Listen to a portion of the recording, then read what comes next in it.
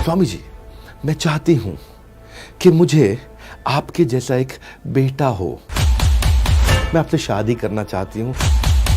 आपको मुझसे एक बेटा चाहिए, तो उसके लिए शादी करने की क्या जरूरत है? 9/11 को हम किस लिए याद करते हैं? किस लिए करते हैं? हाँ, इसको हम Osama bin Laden, World Trade Center के धमाके, टकराते हुए एयरप्लेन के लिए याद कर, डरा देने वाली तारीख है। पर 9/11 की यह तारीख गर्व से सर को ऊंचा कर देने वाली तारीख भी है, जब स्वामी विवेकानंद शिकागो में brothers and sisters of America नाम का वो सुंदर सा प्रवचन उन्होंने दिया। 7,000 लोगों ने खड़े होकर के मिनटों तक, कई मिनटों तक गड़गड़ाहट के साथ तालियां बजाई। भारत के एक युवा सन्यासी भारत के विश्व गुरु के रूप में भारत को स्थापित करने के लिए गए। ये है वो स्वामी विवेकानंद। 9/11 को हम न्यूयॉर्क के लिए नहीं, शिकागो के लिए जानेंगे। आतंकवाद के लिए नहीं, धर्म संवाद के लिए जानेंगे। लादेन के लिए नहीं, नरेन के लिए जानेंगे। कौन है ये नरेन? ये वही है नरेंद्र नाथ दत्त, यानी कि नरेन यानी कि स्वामी विवेकानंद। नमस्कार, विवेक बिंद्रा बोल रहा हूं, founder and CEO badabusiness.com। App तो डाउनलोड करी होगी अपने बड़ा बिजनेस। बहरहाल 12 जनवरी 1863 का आपका जन्म हुआ। सारे शास्त्रों को आप पहचानते हैं। नेशनल यूथ डे के रूप में मनाया जाता है वैसे इनके जन्मदिन को। खड़ा होकर के आज पावरफुल वीडियो देने वाला हूं आपको। वेद, उपनिषद, भगवद गीता, रामायण, महाभारत, पुराण सब याद था, कंठस्थ था इनको। रामकृष्ण मिशन की इन्होंने स्थापना करी सोशल सर्विसेज के लिए। स्वामी विवेकानंद, आपको मालूम है, जमशेद जी टाटा के गुरु भी थे। कुछ ऐसी कहानियां बताऊंगा आज आपको स्वामी विवेकानंद। मैं इतना उत्साहित हूं आज श्रील प्रभुपाद के बाद, जो इन्होंने इस्कॉन की स्थापना करी, जिन्होंने पूरे विश्व में भगवद गीता लेके गए। उनके अलावा स्वामी विवेकानंद जो पूरे विश्व में हिंदू, हमारे देश की संस्कृति, हमारे देश को पूरी दुनिया में पहुंचाया। स्वामी विवेकानंद बचपन में थोड़े शैतान थे। माता पिता, बचपन से शुरू करते हैं ना, माता पिता उन्हें बोलते थे, इतना खेलता रहे, इतना शैतान है, हाँ, नरेन नरेन नरेन नरेन। और ये क्या है, चंपा का पेड़ इनके घर के आंगन में हुआ करता था। उस पे उसका टहनी थोड़ी कमजोर होती है, ये उस पर लटकते थे। समझाएं तो मानते नहीं थे। सारे दोस्त इनके उस पर लटकते थे। तो एक दिन पिताजी ने बुलाया, बोला कोई चाल चलता हूं। उन्होंने बुलाया, नरेन इधर आओ। सारे दोस्तों को बुलाया, बोला ये चंपा के पेड़ पे ना एक भूत पिशाच रहता है, और अगर कोई यहां पे इसकी डाली को तोड़ेगा तो वो आपकी गर्दन को मोड़ेगा। डाली को तोड़ेगा वो गर्दन को मोड़ेगा, डाली को तोड़ेगा वो गर्दन को मोड़ेगा। सारे बच्चे घबरा गए, अरे चंपा के पेड़ पे भूत है, डाली को तोड़ेगा वो गर्दन को मोड़ेगा।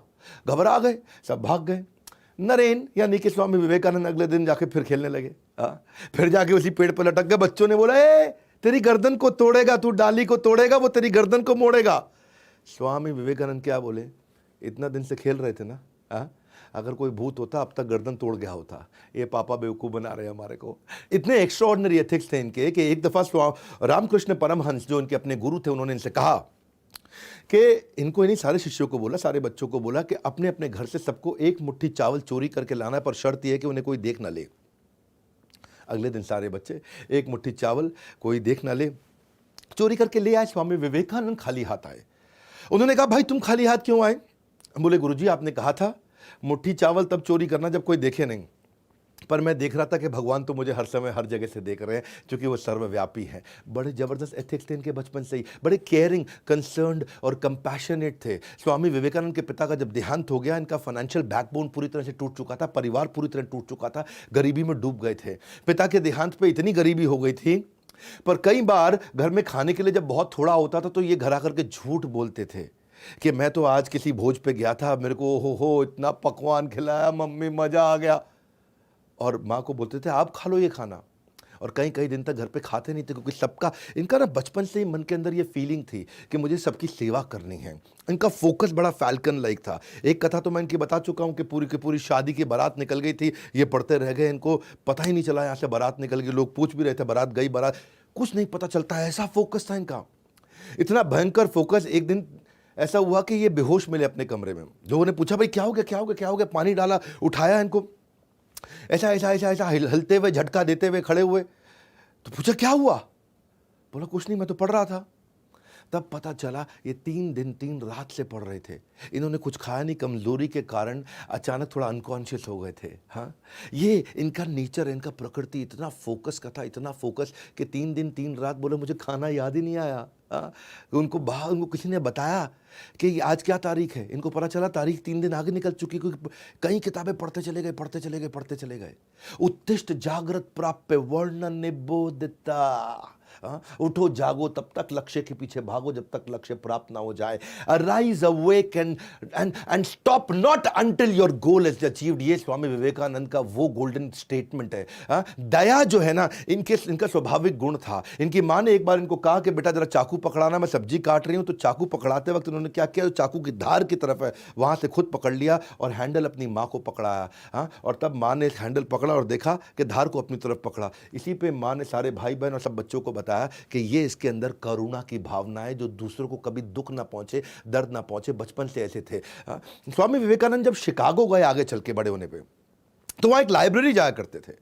एक किस्सा सुनना बहुत मजा आएगा आपको। लाइब्रेरी जाते थे, सुबह किताब बोरो करते थे, शाम को वापस करते थे, सुबह किताब बोरो करते थे, शाम को वापस करते थे, सुबह किताब बोरो करते थे। लाइब्रेरियन परेशान, बोले तुम इंडियन पागल हो गया भैया, सुबह किताब बोरो किया, शाम को वापस किया। बोले जब पढ़ना नहीं तो मजा क्यों लेते हो, यहाँ टाइम क्यों वेस्ट करते हो।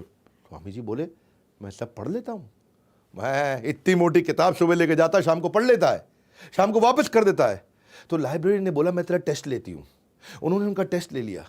उन्होंने 1 महीने की 30 किताबें उठाई और बोला कि चलो मैं इसमें से कुछ पूछती हूँ। और जब पूछने लगी उनसे, तो स्वामी विवेकानंद ने न केवल ये उसका उत्तर दिया, बल्कि ये भी बता दिया कि आप 1415वें पेज से, आप 392वें पेज से, आप 221 पेज से ये प्रश्न पूछ रहे हैं और इसका उत्तर इस पैराग्राफ में लिखा। और पूरा का पूरा पैराग्राफ याद रहा। फोटोग्राफिक मेमोरी, स्वामी विवेकानंद अद्भुत थे। एक बार एक ब्रिटिशर ने स्वामी विवेकानंद से पूछा कि Swami ji why don't you wear proper clothes. अब वो भगवा वस्त्र में रहते हैं ना, धोती कुर्ते में, भगवा वस्त्र में। उन्होंने पूछा कि why don't you wear proper cloth like a gentleman.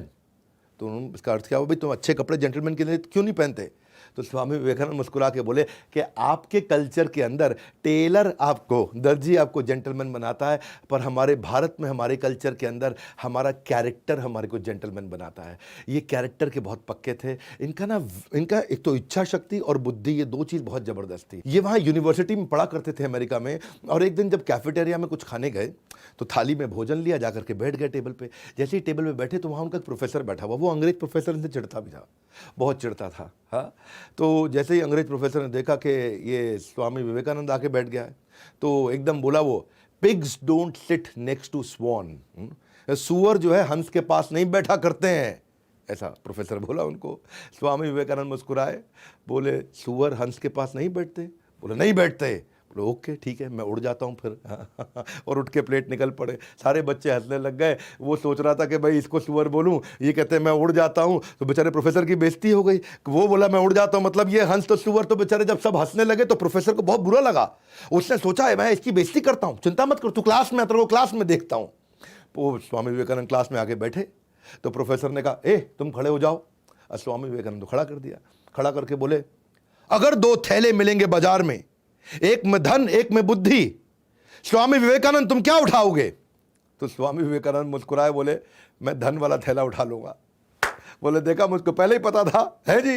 तो बोला, प्रोफेसर बोला अचानक, बोला आप क्या करते। प्रोफेसर बोला मैं बुद्धि का थैला उठाता, बुद्धि जरूरी है। स्वामी विवेकानंद बोले ठीक बात है, जिसके पास जो नहीं है वो तो वही उठाएगा ना। हाँ, अब बच्चे बहुत जोर से हंसने लगे, है जी। उसने टीचर को फिर बेवकूफ़ बना दिया। लेकिन टीचर को जो है ना गुस्सा बड़ा, बोला इसको भी सिखाता हूँ मैं, अभी सिखाता हूँ। अगले दिन उसने टेस्ट ले लिया सबका, बोला सब टेस्ट दो। स्वामी विवेकानंद ने टेस्ट दिया, बहुत देर बैठ के बढ़िया टेस्ट दिया, इतनी शीट भर दी। तो जब प्रोफेसर के पास सारी शीट आई, प्रोफेसर साहब ने शीट पढ़ी नहीं और नीचे लास्ट में आखिरी शीट पर लिख के दे दिया इडियट। इडियट लिखा, वापस कर दिया, है जी। स्वामी विवेकानंद ने देखा कि भाई ये प्रोफेसर ने पढ़ा नहीं है और नीचे लास्ट में इडियट लिख दिया है। तो वापस गए प्रोफेसर के पास, बोले प्रोफेसर साहब, हाँ गुरुजी, आपने जो है साइन करके अपना नाम तो लिख दिया लेकिन मेरे को मार्क्स तो दिया ही नहीं।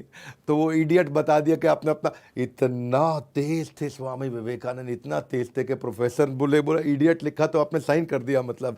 सो स्वामी विवेकानंद का मानना था कि अगर आप अपने आप को कमज़ोर मानोगे तो आप कमज़ोर हो जाओगे, और अगर अपने आप को शक्तिशाली मानोगे तो आप शक्तिशाली हो जाओगे। मानसिक रूप से बहुत बुद्धिमान, अलग ही प्रकार के टिट फॉर टैट करने वाले, क्योंकि अंग्रेज लोग चिढ़ा करते थे उन दिनों भारतीयों से। तो एक दिन ट्रेन में जा रहे थे और जब स्वामी जी ट्रेन में जा रहे थे तो थोड़ा बर्थ होती है ट्रेन की, जहाँ बेड जैसा होता है, उस पर लेट गए, उनकी आंख लग गई।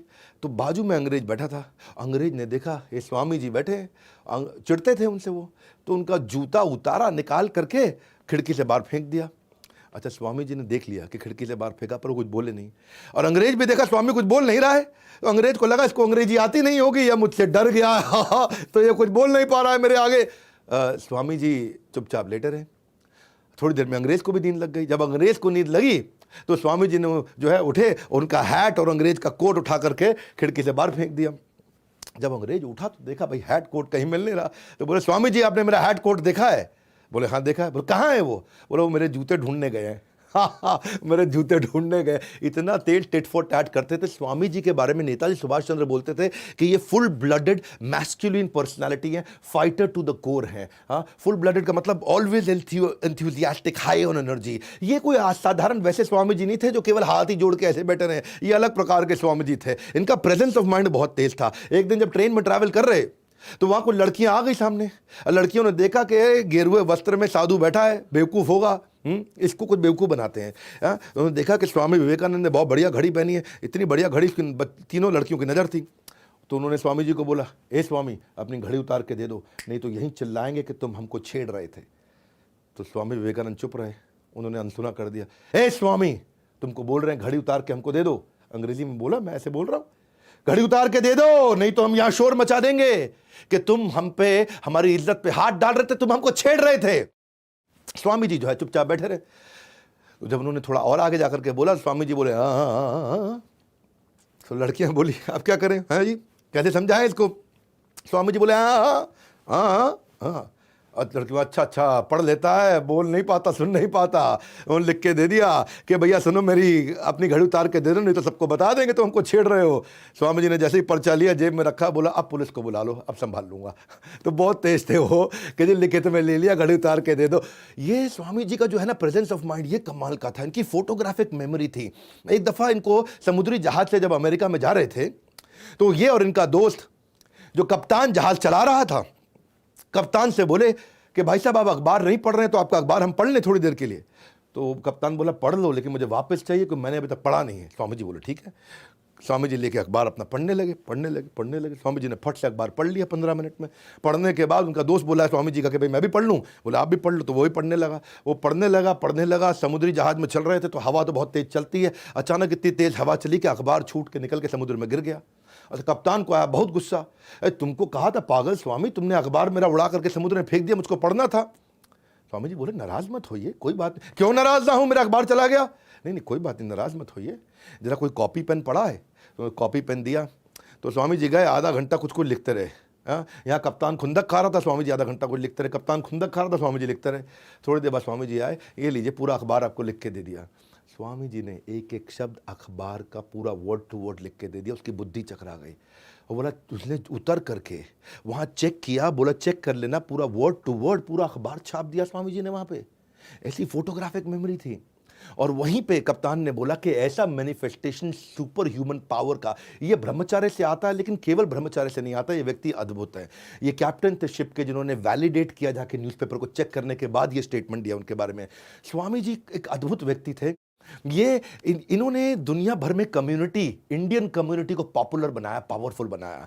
जो हमारी वैदिक संस्कृति थी उसको जाके पॉपुलर बनाया, पावरफुल बनाया। एक शिकागो में कॉन्फ्रेंस थी 1893 के अंदर। इनको जब इनवाइट किया गया, उस धर्म संवाद के लिए जब इनवाइट किया गया, तो सबको बताया गया कि ड्रेस कोड क्या है, फॉर्मल सूट टाई शर्ट, सब आके धर्म संवाद करने वाले। स्वामी जी धोती कुर्ते में पहुंच गए। अमेरिकन को बुरा लगा, अरे बोला था सूट टाई पहनने के लिए। स्वामी जी बोले नहीं मैं तो ऐसे ही आता हूँ। मुस्कुरा दिए।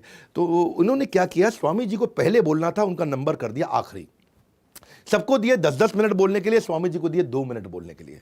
और बोले सोचे कि ये धोती कुर्ते में आए, कोई वैसे ही नहीं सुनेगा, और जब आखिरी के 2 मिनट बचेंगे तो लोग उठ के निकल लेंगे, इसको वैसे ही कोई नहीं सुनेगा। तो चाहते थे कि स्वामी विवेकानंद की बेइज्जती हो जाए। बहरहाल स्वामी विवेकानंद जब आखिरी के 2 मिनट इनको दिए गए, वो स्टेज पे गए, इधर देखा उधर देखा, गहराई से उन्होंने जब वो फेमस स्पीच अपनी शिकागो की दी, तो ये वो स्पीच है जो स्पीच लोगों ने सुनते ही खड़े होकर के बीच बीच में तालियां बजानी शुरू कर दी। कोई उठा नहीं, 2 मिनट नहीं, 10 मिनट नहीं, 20 मिनट नहीं, आधा घंटा नहीं, 1 घंटा नहीं, जबकि सब 10 मिनट बोले, ये 1.5 घंटा तक वहां बोलते रहे। पिन ड्रॉप साइलेंस, ताली बजती शांति हो जाती, ताली बजती सन्नाटा हो जाता, ताली बजती सन्नाटा हो जाता। ये वो 1.5 घंटे की स्पीच है जो आज भी पूरी दुनिया जिसके लिए स्वामी विवेकानंद को याद करती है। और खत्म होने के बाद पूरा का पूरा स्टेडियम 8000 लोगों के साथ में खड़े होकर गड़गड़ाहट तालियां बजाता चला गया। विश्व धर्म संसद में स्वामी विवेकानंद का सबसे महान वक्ता थे वहां पे। और न्यूयॉर्क हेराल्ड ने कहा, उन्हें सुनने के बाद लगता है कि जिस देश में इतने विद्वान और बुद्धिमान लोग रहते हैं, उस देश में मिशनरी को भेजना, क्रिश्चियन मिशनरी को भेजना मूर्खतापूर्ण होगा। ये न्यूयॉर्क हेराल्ड ने बोला, उनका सबसे बड़ा अखबार हुआ करता था। न्यूयॉर्क क्रिटिक ने कहा कि कई विद्वानों का भाषण अच्छा था, लेकिन हिंदू साधु स्वामी विवेकानंद के भाषण के आगे कोई टिक नहीं पाया। ये थे स्वामी विवेकानंद। रविंद्रनाथ टैगोर कहते हैं कि अगर इंडिया को जानना चाहते हो तो स्वामी विवेकानंद को पढ़ लो। इन्होंने भारत को जाकर रिप्रेजेंट किया पार्लियामेंट ऑफ रिलीजन में, शिकागो 1893। वेस्टर्न वर्ल्ड ने इंडिया को अथॉरिटी एक्सेप्ट किया धर्म के रूप में, ये पहली बार हुआ था। लेकिन क्या है, इंडिया आज भी ये देश की कम्युनिटी को पूरी दुनिया तक पहुंचाया, ये देश की कम्युनिटी को पूरी दुनिया को समझाया कि हमारी वैदिक धर्म की कम्युनिटी क्या है। बड़ा बिजनेस में मैं बिजनेस की कम्युनिटी को पहुंचाना चाहता हूं। स्वामी विवेकानंद हमारे आदर्श हैं, इसी भक्तिवेदांत स्वामी श्रील प्रभुपाद हमारे आदर्श हैं। हम चाहते हैं कि हम ये इंडियन बिजनेस कम्युनिटी को लेकर के जाएं, इसलिए मैंने भी प्रयास किया है और आप सब लोगों ने इतना साथ दिया। इंडिया की पहली नेटवर्किंग प्लेटफॉर्म मैंने बिजनेस का बनाया है। मैं Facebook, LinkedIn, YouTube, Twitter, Instagram, ये सब है सोशल मीडिया, लेकिन बिजनेस का मीडिया कहां है, बिजनेस का सोशल मीडिया कहां है? आज बिजनेसमैन, एंटरप्रेन्योर, इन्वेस्टर, स्टार्टअप, सारे प्रोफेसर, सोलोप्रेन्योर, इनके लिए मैंने एक ऐप तैयार करी है, बड़ा बिजनेस। यहां लोग आते हैं, फेसबुक की तरह ही पोस्ट करते हैं, लिंक्डइन की तरह पोस्ट करते हैं। हजारों लाखों लोगों ने ऐप डाउनलोड करी है, लाखों लोग रोज आते हैं, बिजनेस का कंटेंट वहां डालते हैं, बिजनेस की कंटेंट पे बात करते हैं। MSME, SME, subject matter expert सब आते हैं, सब skill, technology, digital marketing, investing, manufacturing, इन सब पे खूब चर्चा होती है, एक दूसरे से दोस्त बनते हैं। वैसे फेसबुक चलता है। आप सबको बताना चाहता हूं मैं आगे और कहानियां सुना रहा हूं स्वामी विवेकानंद की, लेकिन उससे पहले आपको बता दूं, ऐप जरूर डाउनलोड कर लेना आज के आज, अभी के अभी, इस वीडियो को समाप्त होते ही। आपको इररिलेवेंट कंटेंट नहीं है वहां, कोई भी, केवल बिजनेस पे कंटेंट है। मैंने 4 आर पे फोकस किया। रेलेवेंट कंटेंट, आपकी बन जाए रेपुटेशन, आपको मिल जाए रेवेन्यू, आपके बन जाए रिलेशंस, आपको मिल जाए रेफरल। बस यही है मेरा मुद्दा। ऐप डाउनलोड करके आप खुद ही फील करोगे, आपके हजारों लाखों फॉलोअर्स बनने लग जाएंगे अगर आप वहां कंटेंट डालोगे तो। बहरहाल, जैसे स्वामी जी ने प्रयास किया, एक इंडियन कम्युनिटी को एस्टैब्लिश दुनिया में जाकर के किया, इनके लेक्चर के बाद स्वामी जी के बहुत पॉपुलर हो गए। ये इतने पॉपुलर हुए कि इनको अलग अलग लोग अपने घर में बुलाने लगे, और लोगों ने अपने घर में बुलाया, सारे बड़े बड़े रईस लोगों ने बुलाया। एक बार एक ऐसे ही बहुत अमीर आदमी, जो अमेरिका के सबसे अमीर आदमी थे, अपने घर बुलाया। इनकी कथा हुई, चर्चा हुई, उन्होंने बोला कि आप यहाँ पे आराम करिए। बड़ा गद्देदार, मुलायम, बड़ा सुंदर कमरा और बेड, वो गद्देदार बेड। इस पर बोला कि आप यहाँ विश्राम कीजिए स्वामी जी। स्वामी जी गए, उन्होंने बेड देखा, जाके उस पर बैठे, लेकिन उनके मन में विचार आया कि मेरी माँ आज भी जमीन पे सो रही होगी भारत में, आज भी कम से कम 25 करोड़ भारतीय जमीन पे वहाँ सो रहे होंगे, बड़ी एक्सट्रीम कंडीशंस में, जिनके पास पंखा तक नहीं है, जिनके पास कोई सुविधा नहीं, जिनके पास बिजली नहीं है, और बहुत बुरी हालातों में बिना खाना खाए सोते हैं। तो मैं कैसे बिस्तरे पर सो जाऊँ? उस दिन वो बिस्तरे पर नहीं सोए, वो ज़मीन पर सोए, लेकिन वो उनका आखिरी दिन था। उसके बाद उन्होंने कभी किसी का इन्विटेशन एक्सेप्ट नहीं किया, अपने आश्रम में जाके सोया करते थे। इनफैक्ट एक बार प्राइम मिनिस्टर ब्रिटेन की, उन्होंने स्वामी जी को इन्वाइट किया और लंच पे उनको बिठाया, और लंच में स्वामी जी खुद भी बैठे उनके साथ में। अब ब्रिटेन का प्राइम मिनिस्टर छुरी कांटा लेकर के अपना बढ़िया से खाने लगा, भाई प्राइम मिनिस्टर है, और स्वामी जी बड़े बुद्धिमान थे, उनको बुलाया कि भाई चर्चा हो जाए उनसे। स्वामी जी अपना प्लेट लेकर के हाथ से खाने लगे, तो प्राइम मिनिस्टर उनकी तरफ देखा, उसको बड़ा बुरा फील हुआ, यार हम छुरी कांटे से खा रहे हैं यहाँ पे, अपने चम्मच से खा लो कम से कम, तुम छुरी कांटे से नहीं खा सकते। पर स्वामी जी अपना हाथ से खाए चले जा रहे हैं वहाँ पे, उनको बड़ा फील हो गया। तो उन्होंने से पूछ लिया कि आप इंडियंस इतने मॉडर्न एनवायरनमेंट के अंदर अभी भी हाथों से ही खा रहे हैं, ये क्या तरीका हुआ? तो स्वामी जी ने जवाब दिया अंग्रेजी में, because no one has used my hands before to eat. क्या अर्थ हुआ इसका?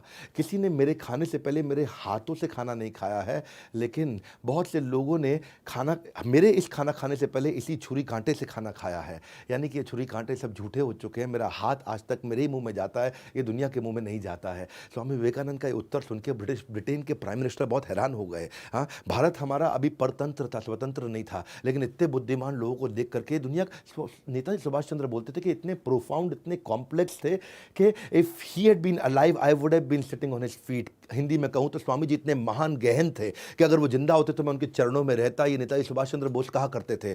इतने क्लेवर थे, बियॉन्ड कंपैरिजन इनकी बुद्धिमता। एक बार एक अंग्रेज ने क्या किया कि बहुत सारी किताबें रखी और बुलाया अपने घर पे, ये देखो। अच्छा, नीचे रख दी उसने भगवत गीता सबसे आखिरी में, और सबसे ऊपर रखी बाइबल।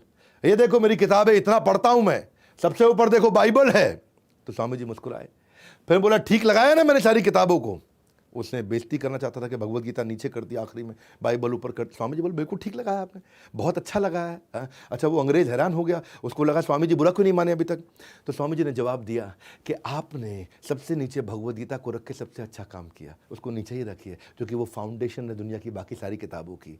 जैसे ही आपने भगवत गीता हिलाई, बाकी सारी किताबें नीचे गिर जाएंगी, और जब तक भगवत गीता को फाउंडेशन रखोगे दुनिया चलती चली जाएगी। ये थे स्वामी विवेकानंद, महिलाओं को उतना रिस्पेक्ट किया करते थे। लेकिन एक दफ़ा ये थोड़ी महिलाओं की कहानी सुनाता हूँ आपको। स्वामी विवेकानंद एक दफ़ा एक यूनिवर्सिटी में लेक्चर देने गए, तो वहाँ एक बहुत सुंदर लड़की थोड़ा दूर से, ये 3-4 लोगों से बात कर रहे थे, थोड़ा दूर से इनको देख रही थी। अच्छा, स्वामी जी पहचान गए थे कि देख रही है मुझको, लेकिन ध्यान नहीं दिए। पर वो खड़े होकर देखते रही स्वामी जी को, और ये 3-4 लड़कों के साथ अपना बात कर रहे थे। बहुत देर तक स्वामी जी ने देखा कि वो देख रही है। जैसे ही ये लड़के गए तो स्वामी जी उनकी तरफ मुड़े और प्रणाम किया। तो वो लड़की उनके पास आई और बोली, स्वामी जी। बोला जी।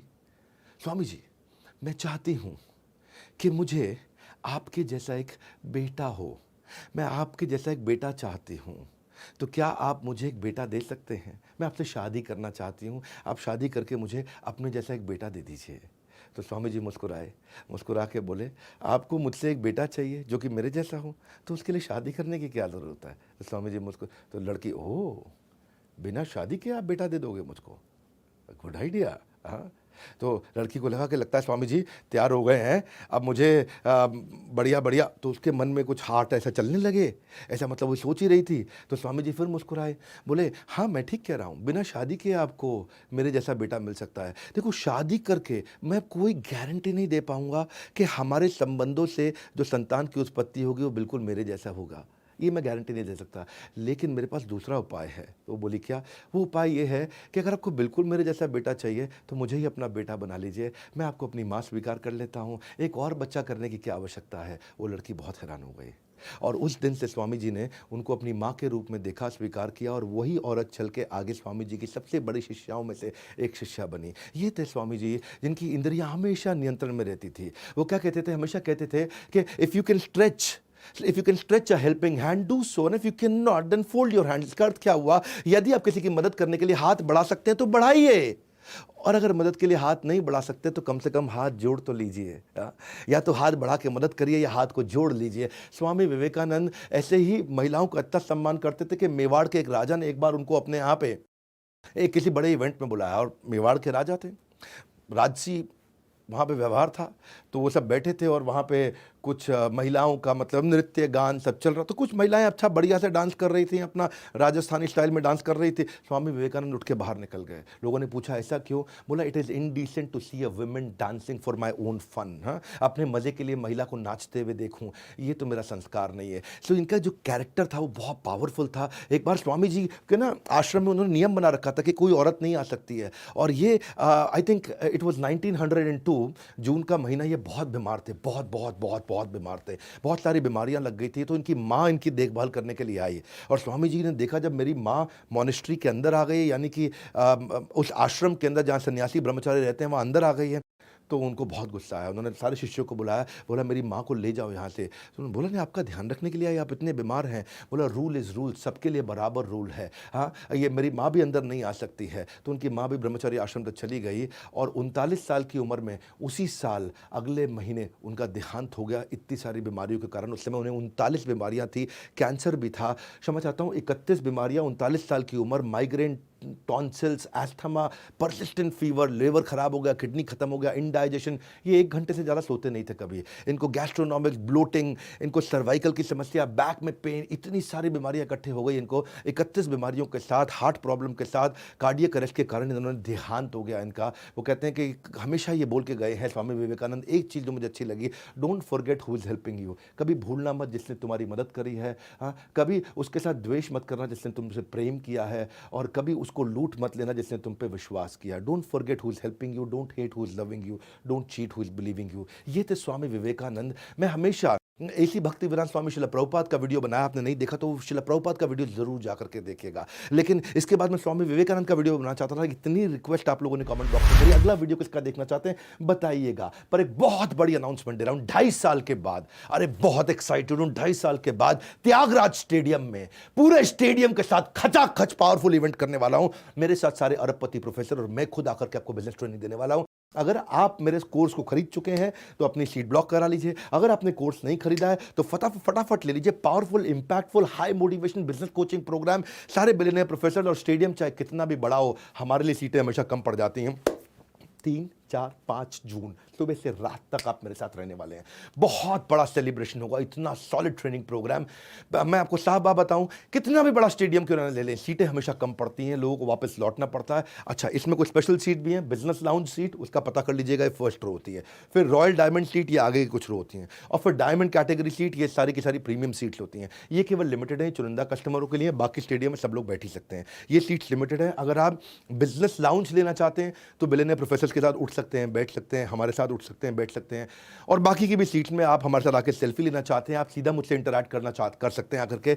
तो अगर आप मेरे साथ टाइम स्पेंड करना चाहते हैं, आकर के सीखना चाहते हैं, बोर्ड लाइन नंबर पे फोन कर लीजिए, पता लगा लीजिए, ये मौका आपको बार बार नहीं मिलेगा। स्वामी विवेकानंद के बाद अब और किसका वीडियो देखना चाहेंगे? मैं आपको बहुत सारे वीडियोस वापस देना चाहता हूं, फिर वापस आके खड़ा हुआ हूं, और इस बार पूरे फोर्स के साथ फिर बहुत सारे वीडियोस लेके आने वाला हूं। जैसे मैंने पिछले साल बहुत सारे वीडियोस लेके आया था, इस बार बहुत सारी personality based case studies. Comment box में जानना चाहता हूं आप किसका वीडियो देखेंगे, और स्वामी विवेकानंद को प्रणाम करने के लिए नीचे कमेंट बॉक्स में उनका आशीर्वाद लेने के लिए, मुझको भी आशीर्वाद देने के लिए कि उनका आशीर्वाद मिले, हमारे साथ जुड़े रहने के लिए, वीडियो को सही लोगों तक पहुंचाने के लिए आप सबका हृदय की गहराई से प्रेम पूर्वक बहुत बहुत धन्यवाद।